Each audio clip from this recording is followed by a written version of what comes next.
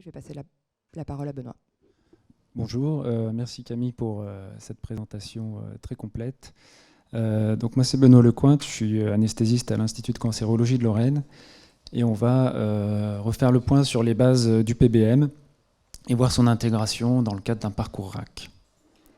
Alors voilà ma déclaration de conflit d'intérêt pour ne choquer personne. Et donc on repart du Patient Blood Management, donc du PBM. Comme Camille l'a évoqué, c'est un modèle qui est basé sur 3 piliers. Donc, le traitement de l'anémie, donc essentiellement en préopératoire, la gestion des pertes sanguines péropératoires et l'optimisation de l'hémoglobine et de la tolérance à l'anémie, notamment en phase post-opératoire. Donc on va suivre un plan assez basique, pré-op, post-op, post-op, et ensuite on verra comment s'organiser pour mettre en place un PBM intégré à un parcours RAC. Donc, prise en charge de l'anémie préopératoire. Pourquoi traiter l'anémie? Donc, on a déjà évoqué le sujet. En chirurgie carcinologique, le premier argument, c'est la fréquence. Il y aura presque la moitié de vos patients qui seront anémiques et qui auront besoin d'un traitement de cette anémie. À toutes les étapes du parcours du patient atteint de cancer, l'anémie sera un problème. Elle peut avoir comme conséquence une interruption des traitements ou des traitements incomplets et donc un impact sur le pronostic et la qualité de vie. Dans le cadre de la chirurgie, donc, le cancer en soi est un facteur de risque de mortalité post-opératoire, donc ça c'est toute chirurgie confondue. L'anémie aussi. Alors ce qu'il faut comprendre, c'est que ces facteurs de risque, lorsqu'ils sont associés, deviennent multiplicatifs. C'est-à-dire que si on n'a ni l'un ni l'autre, on a un risque faible. Donc ça correspond à la petite colonne violette. Lorsqu'on n'a qu'un des deux facteurs, le cancer ou l'anémie, on a un risque qui va être élevé. Lorsqu'on a les deux, l'association devient multiplicative. Le risque est beaucoup plus élevé. Ça marche aussi avec l'âge, etc. Alors, l'âge, le cancer, on ne pourra pas agir dessus. Par contre, on pourra possiblement agir sur l'anémie.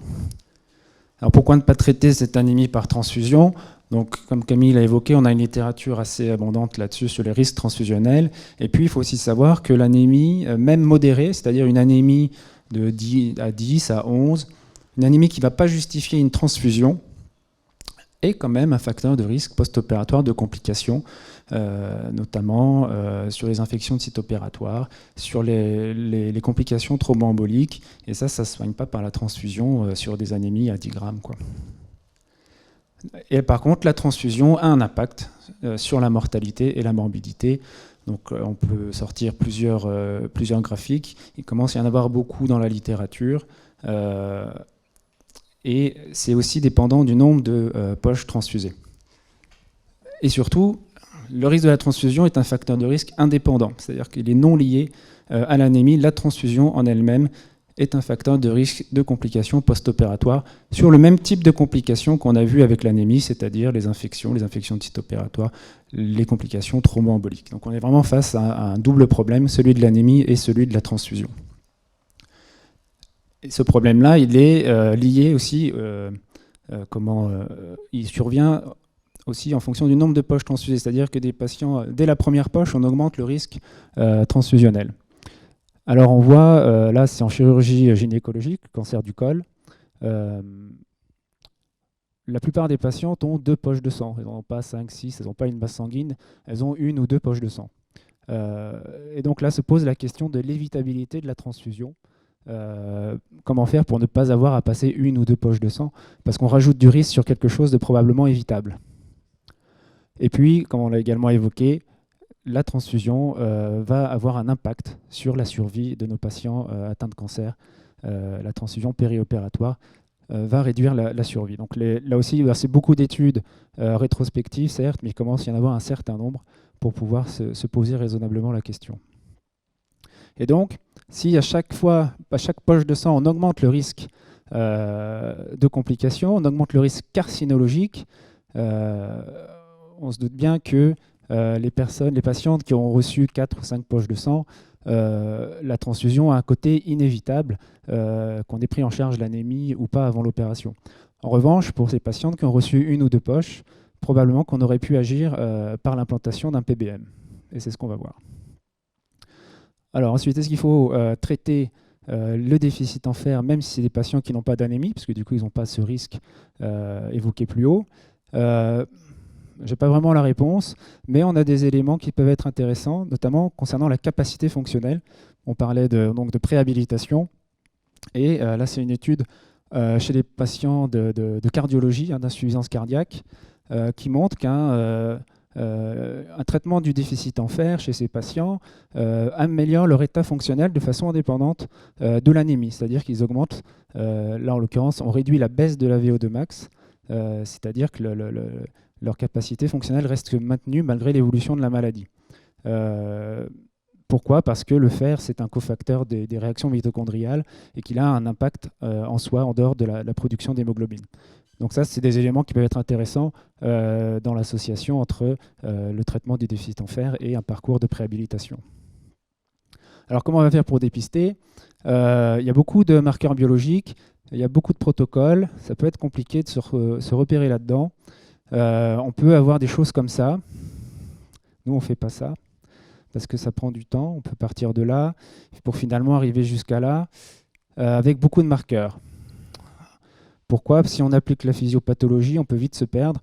Donc, moi, je vous propose quelque chose d'assez simple. Déficit absolu, déficit fonctionnel, pas de déficit. Et on va utiliser deux marqueurs que sont la ferritine et le coefficient de saturation de la transférine. Si vous voulez, la ferritine, donc, elle va refléter le stock. Les organes de stockage, c'est le foie et les macrophages. Et le coefficient de saturation de la transférine, ça va être la petite navette donc dans le cercle de redistribution. Dans le cas du patient atteint de cancer, on a parlé de l'hepcidine, donc c'est la bille rose dans le schéma. L'hepcidine, c'est une protéine de l'inflammation et sa mission, ça va être de fermer la porte au fer, que ce soit dans l'absorption digestive ou dans le relargage du fer dans la circulation par les organes de stockage. Et donc, en état inflammatoire, on prive le circuit de redistribution du fer. C'est pour ça que l'interprétation des bilans biologiques peuvent être contradictoires avec des patients qui ont un déficit en fer dans le sens où le fer n'arrive pas aux organes hématopoïétiques, mais est toujours présent dans les organes de stockage, ou bien un déficit absolu où il n'y a plus de fer du tout dans l'organisme. Donc pour diagnostiquer le déficit absolu, on va utiliser la ferritine. On a fixé un seuil à 100. Les seuils peuvent être sujets à discussion. Et pour le déficit fonctionnel, il sera représenté par la baisse du coefficient de saturation de la transférine en dessous de 20% et des seuils de ferritine qui ne sont pas en faveur d'un déficit absolu avec entre 100 et 300. C'est-à-dire que on a fixé un seuil maximum de ferritine à 300, c'est pareil, ce seuil peut être sujet à discussion. Lorsque le coefficient est supérieur à 20%, c'est-à-dire qu'il y a du fer dans la circulation, qu'il y a des stocks de fer, on conclut à l'absence de déficit et on ne traite pas. Alors, vous aurez souvent des patients qui auront un coefficient bas et une ferritine élevée, puisque le seuil en fait est assez variable. Il y a des seuils à 500, à 800. Qu'est-ce qui se passe réellement? La ferritine, elle augmente avec l'inflammation, elle augmente aussi avec la cytolyse hépatique. Lors des cas de ferritine très élevés, on ne sait pas vraiment finalement quel est l'état des stocks et où va le fer qu'on va pouvoir administrer aux patients. Donc là, à ce moment-là, il faut avoir une approche médicale individuelle, c'est-à-dire faire une analyse bénéfice-risque patient par patient en fonction du risque transfusionnel de l'opération, de la tolérance à l'anémie. Par exemple, un homme de 65 ans, coronarien, qui a une anémie, qui va être opéré d'un briquet, on sait qu'il y aura des pertes sanguines importantes, on aura plutôt envie de corriger cette anémie avec du fer, même si la ferritine est élevée. À l'inverse, un patient ASA1 qui va avoir une chirurgie à faible risque hémorragique et plutôt en bonne forme, ce ne sera peut-être pas forcément la priorité dès qu'on sort des clous. Alors comment traiter le plus tôt possible? Donc c'est là qu'intervient le parcours RAC, parce que idéalement il faudrait un délai de 3-4 semaines avant la chirurgie, ce qui peut être difficile en oncologie par rapport à la nécessité de raccourcir les parcours, ou bien le faire dans la phase néoadjuvante, à bien se coordonner avec les oncologues ou les radiothérapeutes. Et selon les doses à administrer, on va avoir besoin de plus de temps. Donc là, ça va être l'intérêt qu'on verra après d'un parcours RAC pour pouvoir s'intégrer et avoir le temps de traiter les patients. Qu'est-ce qu'on peut attendre de la prise en charge préopératoire du déficit en fer? En théorie, une augmentation donc, de l'hémoglobine entre 1,5 et 2,5 points. En pratique, on n'aura pas ça, on aura plutôt soit rien, soit une absence de baisse, voire 1 gramme, mais ça suffira à faire de l'épargne transfusionnelle, même si sur le papier, on ne verra pas l'élévation de l'hémoglobine. Et puis, si on n'a pas le temps, on a également plusieurs études qui montrent l'intérêt de traitements en délai court dans l'épargne transfusionnelle. Alors, ici, c'est de la chirurgie cardiaque.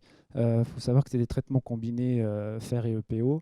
Mais ce qu'on en conclut, c'est on réalise quand même de l'épargne transfusionnelle. On va agir sur les durées de séjour. Il vaut mieux faire, même si c'est juste avant, plutôt que de rien faire, ça c'est sûr. Donc, comment traiter? Donc, sur la base de notre algorithme que je vous propose, le traitement par fer intraveineux, alors, il peut se réaliser en hospitalisation de jour, hein, c'est un médicament de la réserve hospitalière.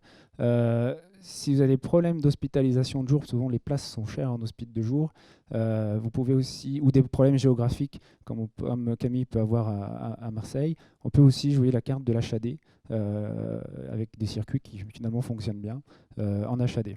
Et donc tout ça, c'est des choses qui peuvent s'organiser facilement dans le cadre d'un parcours RAC. Et bien sûr, si on n'a pas le temps, si on est dans le cadre de l'urgence, ça marche aussi, on peut le faire.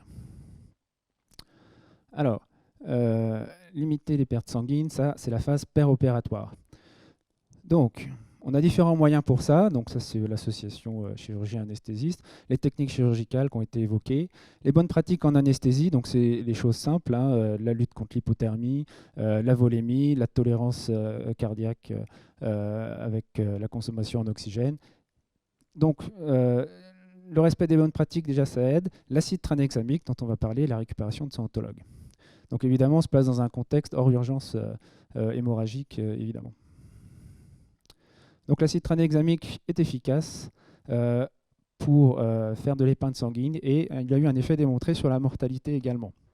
Dans différentes spécialités et également en chirurgie carcinologique, le risque thromboembolique, effectivement, peut freiner, mais on commence à avoir une littérature assez vaste pour pouvoir évaluer ce risque de thromboembolique très faible. Alors, le problème surtout de l'acide tranexamique, c'est qu'il y a énormément de protocoles. Donc voilà, donc ça c'est ce que je vous propose, mais selon les différentes études, il y a beaucoup de choses différentes. Les moyens chirurgicaux, donc je ne m'attarderai pas non plus dessus, mais nos amis chirurgiens ont aussi, eux, les moyens de réduire le saignement de leur côté.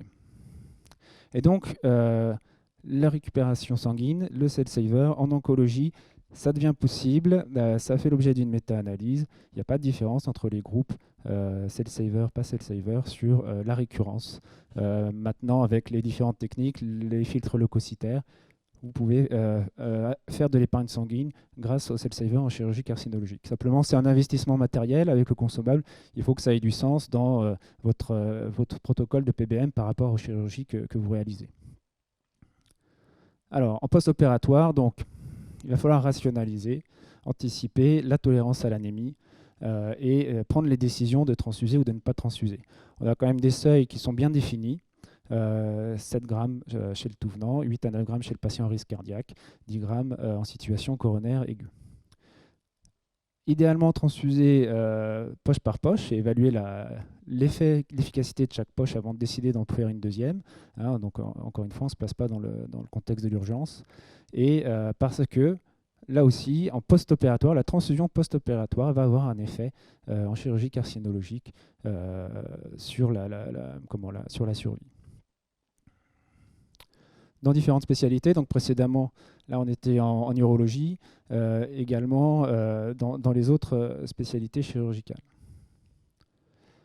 Alors, faire de la supplémentation fer en post-opératoire, ça marche aussi si bien sûr vous avez les examens biologiques qui vous permettent de conclure au déficit en fer, comme on a vu plus haut, avec un impact sur la durée de séjour et une correction de l'anémie qui va être plus rapide que sans traitement du déficit en fer.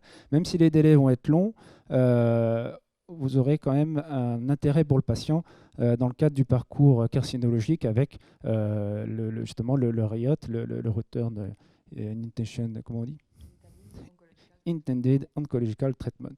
Vous allez rendre service à votre patient et vous allez rendre service à l'oncologue qui va reprendre les traitements pour votre patient après l'opération. Parce que c'est tout un parcours de soins, il faut à chaque fois anticiper. Alors, les résultats du PBM, là aussi, ça fait l'objet de méta-analyses. Les effets démontrés sur la réduction de la transfusion, c'est oui. Sur les durées de séjour, c'est oui. Sur la mortalité, on va dire pas encore. En raison des nombreux facteurs de risque, en raison des mortalités faibles. Mais en tout cas, on a un effet certain sur l'épargne transfusionnelle avec la mise en place d'un PBM. Alors, ce qu'il faut comprendre, c'est il y a différentes choses à mettre en application. Ce n'est pas forcément intéressant de vouloir tout faire, mais de faire quelque chose qui a du sens par rapport aux chirurgies qu'on va faire. Vous pouvez faire l'association acide tranexamique, fer et seuil transfusionnel, ou bien cell saver acide tranexamique et faire de l'épargne transfusionnelle comme ça. Il va falloir que parmi les différentes possibilités, ce soit adapté à vos besoins. Donc comment est-ce qu'on va s'organiser ? Le couple chirurgien-anesthésiste, ça reste malgré tout l'élément moteur initial. Il faudra ensuite associer assez rapidement une infirmière référente, des cadres et bien sûr l'administration pour pouvoir définir le protocole RAC et intégrer les éléments de PBM qu'on vient de voir. Parce que finalement, la RAC et le PBM, ça partage exactement la même finalité, c'est-à-dire réduire la morbidité périopératoire et réduire la durée de séjour parce qu'on a réduit cette morbidité.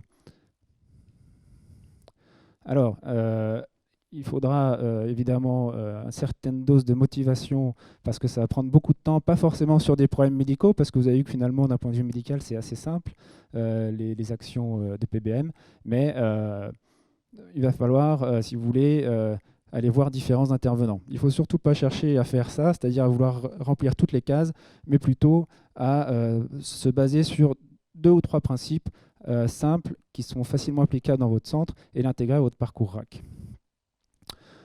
Et après, l'aspect organisationnel, comme on l'avait vu, par exemple, les délais, consultation de chirurgie, consultation d'anesthésie, eh ben, il faudra aller voir l'administration, les secrétariats pour pouvoir améliorer les placements. Il va falloir trouver des places en HDJ ou au contraire miser sur l'HAD. Il va falloir s'appuyer sur les instances. Les mots vigilance peuvent aider à sensibiliser les praticiens à la mise en place d'un PBM. Il va falloir un outil informatique, que ce soit pour la RAC ou le PBM, pour bien tracer les patients, pour avoir pas de redondance dans les items et les concepts informatiques pour pouvoir faire des audits facilement, pour savoir où on en est. Et évidemment, voir aussi avec son médecin de PMSI pour les cotations. Bon, par exemple, on peut faire un système simple, une ordonnance type qui est déjà toute prête, remise à la consultation de chirurgie. Donc, positionner la consultation d'anesthésie de façon assez proche. Donc ça, c'est ce qu'on essaye de faire en ce moment.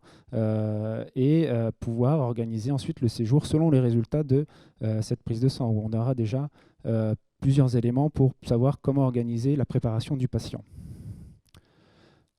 Donc, par rapport à ce qu'on a vu dans la préhabilitation, effectivement, l'hospice de jour apparaît évidente puisqu'on va avoir besoin d'un médecin anesthésiste, d'un kinésithérapeute, d'une diététicienne, d'une infirmière RAC. Tout ça, ça permet de valider une hospice de jour à condition d'avoir une structure d'AJ identifiée. C'est valorisé et c'est ce qui va, à mon sens, être le cœur d'un parcours RAC parce que sinon, ça va être vraiment compliqué. Pour la prise en charge du déficit en fer, l'idéal, c'est de l'extraire de cet hospice de jour, car elle-même, étant un médicament de la réserve hospitalière, valide un GH estoplein ou bien utilisé sur l'HAD. Il y a des équipes qui ne peuvent pas traiter le déficit en fer parce qu'ils n'ont pas de place en AJ, donc on peut utiliser l'HAD ou différentes structures. Voilà, donc même un programme simple, traitement du déficit en fer, acide tranexamique, respect de seuil transfusionnel restrictif, avec bien sûr une bonne tolérance clinique. Ce n'est pas quelque chose qui va coûter cher, ça s'intègre facilement dans un parcours RAC si vous êtes en train de le faire, et vous aurez une efficacité au moins sur la transfusion et la durée de séjour. Donc, il y a également une notion importante, c'est celle donc, de la note de cadrage dont on avait déjà parlé.